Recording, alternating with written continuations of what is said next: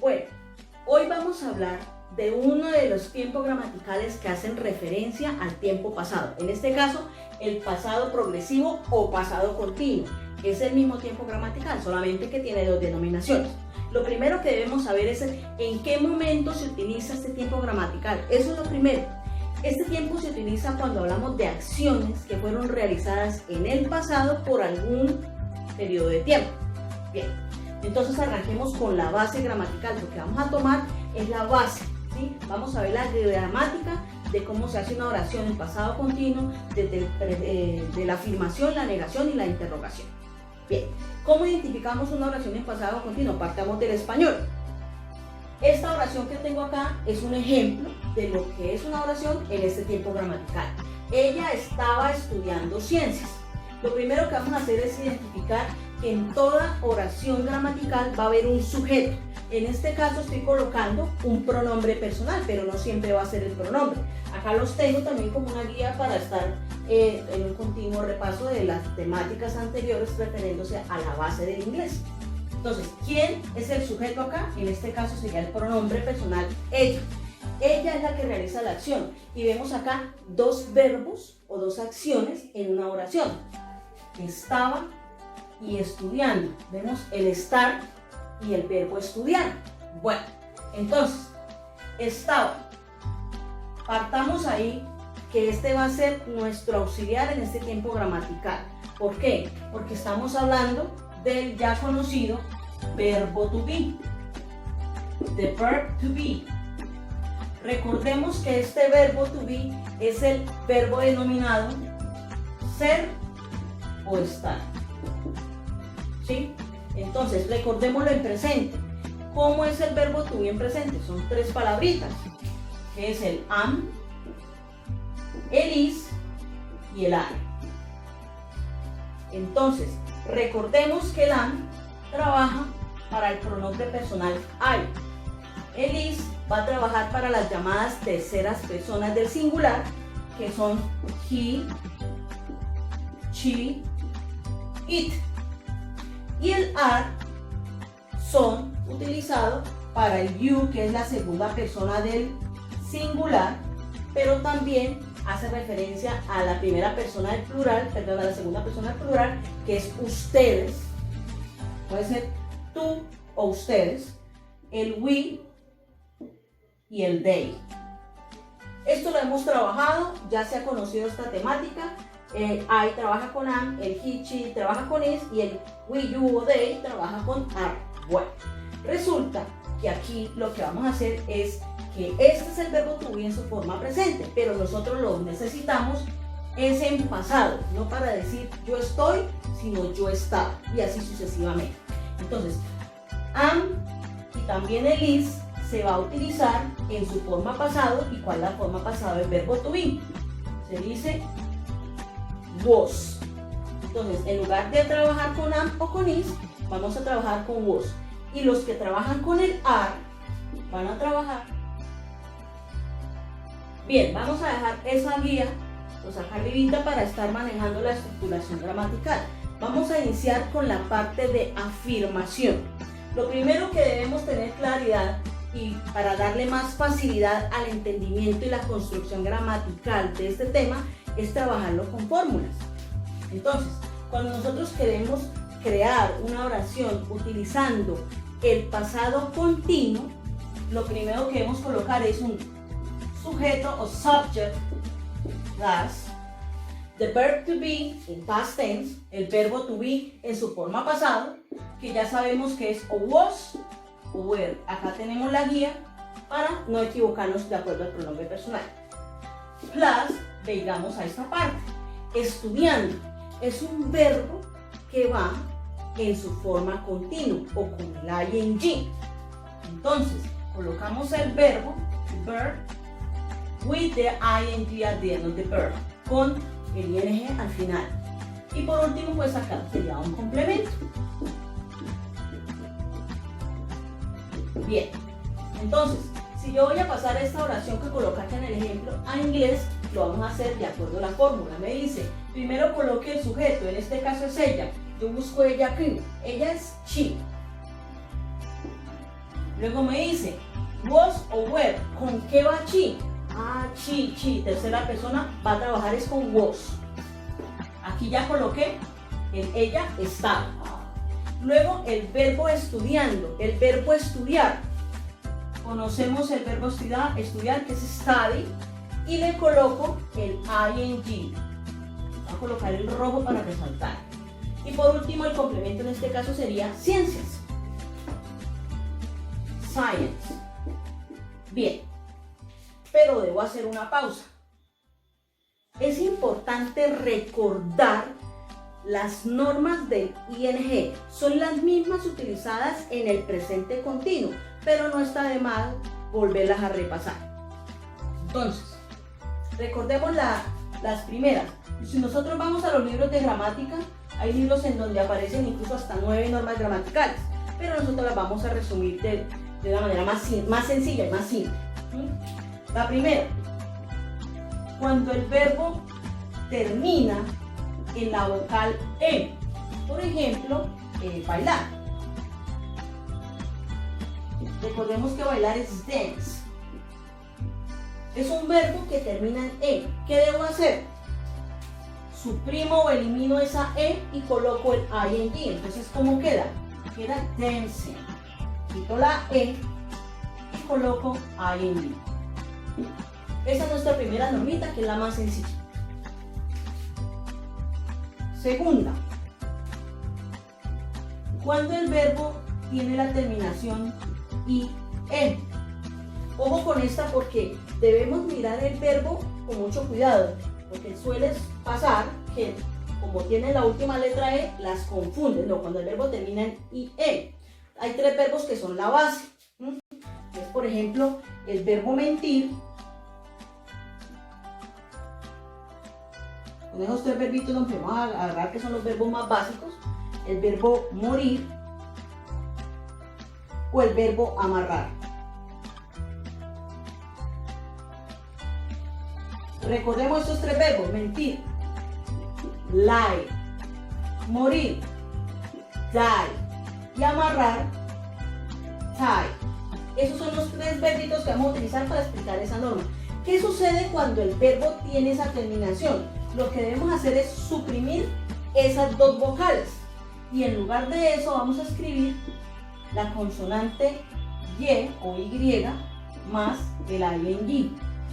Entonces lo que hacemos es suprimir, o sea que nos queda solamente la consonante, y en lugar de colocar esta terminación colocamos la que nos da la norma.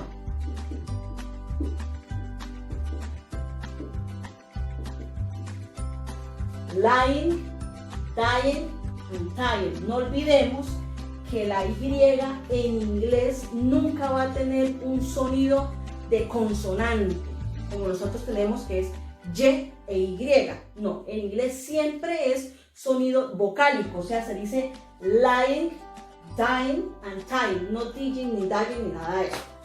Muy bien, esa es la segunda norma. Vamos a la tercera.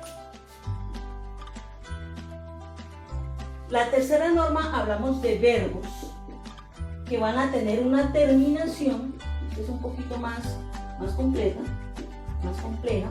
que terminan en consonante, vocal, consonante. Pero ojo acá porque no solamente eso. Debemos fijarnos, si tiene esta terminación en ese orden, consonante, vocal, consonante, y además esta última sílaba lleva un acento. O sea que debemos conocer cómo se pronuncia el verbo, ¿sí? ¿Cómo se pronuncia el verbo? Muy bien. ¿Qué sucede?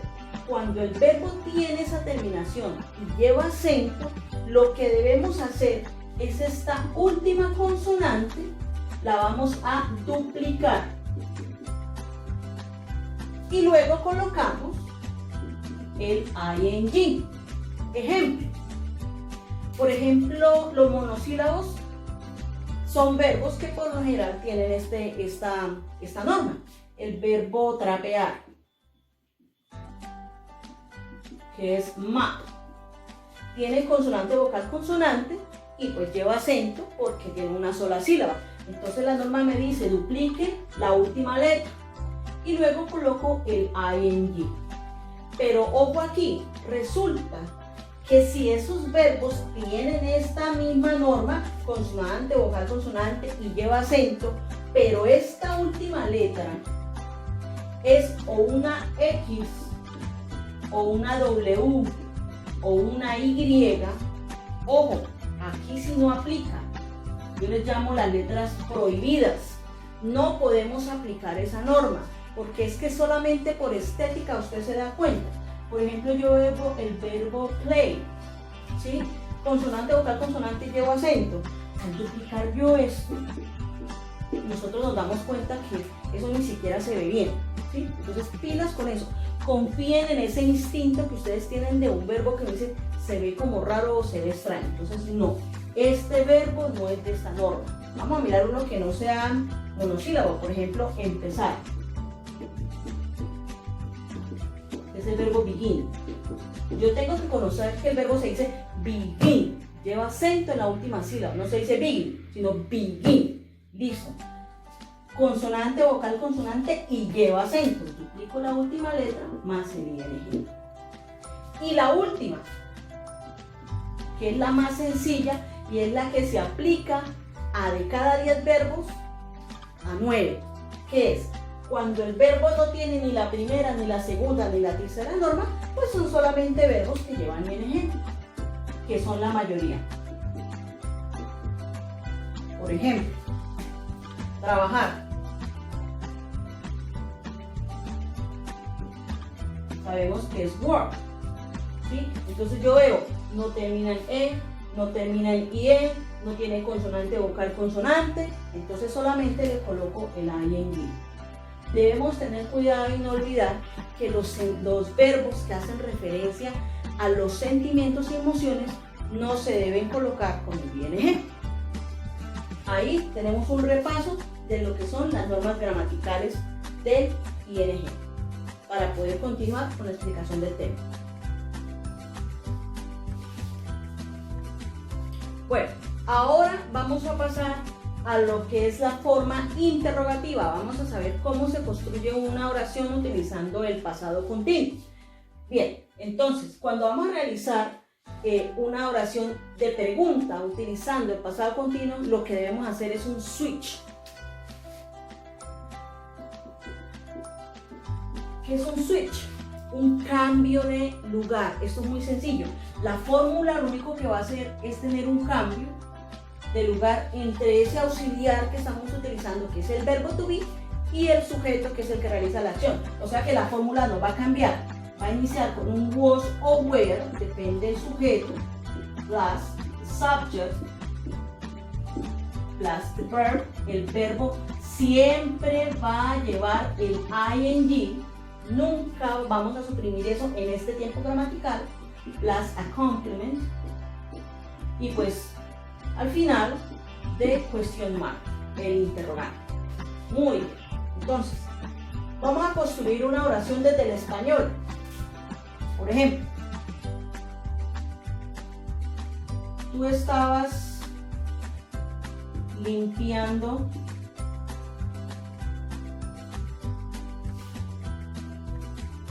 la casa. Bien, voy a primero construirla en inglés. Me dice sujeto para tú. En este caso estoy manejando el singular. Coloco you. Estabas, que es el verbo to be. Tengo que mirar, si no me acuerdo, que el you trabaja con were. You were. Luego me dice, coloque el verbo con el ing. El verbo es limpiar. Clean. Entonces, como ya repasamos las normas, yo digo, bueno, no termina en e, no termina en consonante, vocal, consonante, no termina en ie. Es uno de los verbos de la última norma, que es la más sencilla. Entonces, solamente coloco el ing. Y ese limpiar ya se me convirtió en limpiando. Muy bien. Y en este caso el complemento es la casa, the house. Listo. Ya tengo la construcción gramatical. Ahora voy a pasarlo a pregunta. Lo que debo hacer es el switch, como indicamos acá. Entonces, en lugar de colocar el sujeto inicial, lo que hago es cambiarlo con el auxiliar. Hacemos un cruce, una X, y quedaría were you cleaning, siempre con el ing, the house, con acento de pregunta. Were you cleaning the house? Bien, vamos a manejar pues 4 respuestas. La afirmativa y la negativa, pero vamos a manejar afirmativa corta y afirmativa larga. La negativa corta y la negativa larga. Primero vamos a hacer las cortas, que son muy simples. Entonces, vamos a decir que sí. Colocamos el yes. Por formalidad se debe colocar el yes. Siempre, por formalidad. Bien, dice, ¿tú estabas limpiando la casa? Obviamente la respuesta va a ser sí, yo estaba limpiando la casa. No vamos a generar una pregunta con you y vamos a responder con you porque no tenía lógica, ¿cierto? Es el único pronombre que tiene ese cambio en la respuesta. Porque si estuviéramos hablando de un ejemplo, por ejemplo, él estaba limpiando la casa, yo puedo responder sí, él estaba limpiando la casa, o no, él no estaba limpiando la casa. Ahí va el pronombre igual, el sujeto, quien realiza la acción. Pero en este caso no. ¿Tú estabas limpiando la casa? Sí, yo estaba limpiando la casa. Entonces va a haber ese cambio de tú hacia el yo, en el singular. Porque si hubiésemos hablado de ustedes estaban limpiando la casa, la respuesta sería sí, nosotros estábamos limpiando la casa. Eso quiere decir que cuando preguntan con you, la respuesta puede ser con I o con we. Bien, acá estamos manejando singular. Voy a decir sí. ¿Quiénes? Pues nosotros. En este caso, perdón, yo. Y se debe colocar al final el auxiliar. En este caso, ¿cuál auxiliar estamos trabajando? El verbo to be, pero estamos respondiendo con I. Y ya sabemos que I trabaja con was. Yes, I was. Es solamente en este caso que hay este cambio del pronombre en la respuesta. No vamos a colocar yes, I were, jamás en la vida, no en estos temas. ¿Sí? Entonces, yes, I was. Y ahí que dice, literalmente yo puedo decir sí, yo estaba, pero en realidad uno debe interpretar. Lo que dice aquí es sí, y punto. Con lo que preguntan, con el verbo to be, se debe de responder. Aquí la respuesta corta. Ahora voy a hacer la respuesta corta negativa. No, vuelvo y repito, se responde con I, no I were. Coloco el auxiliar, pero lo vamos a colocar en forma negativa. El was puede trabajar was not, aunque es mejor utilizar el wasn't con el apóstrofe. Recordemos que este apóstrofe es muy utilizado en inglés, nos unen dos palabras o a veces nos cortan una que es muy larga. No I wasn't o no I was not, como quieran. Listo. Y acá que estamos diciendo que no. Ahora voy a manejar las respuestas largas. ¿Cuál sería la respuesta larga? Dice, ¿tú estabas limpiando la casa? Pues voy a decir, sí, yo estaba limpiando la casa. Así literal. Yes, nuevamente por la formalidad. I was cleaning the house. Yo estaba limpiando la casa. Listo. Sí, yo estaba limpiando la casa. No olvidemos colocar el verbo to be en pasado y siempre aplicando las normas del ing. Ahora la respuesta negativa larga para decir, no, yo no estaba limpiando la casa. No, I wasn't cleaning the house. Entonces, acá tenemos un resumen de lo que es el pasado continuo en su forma afirmativa, en su forma interrogativa y pues dando acá las opciones de respuesta tanto afirmativa como negativa. Vamos a realizar otro ejemplo con otro tipo de oración. Ellos estaban construyendo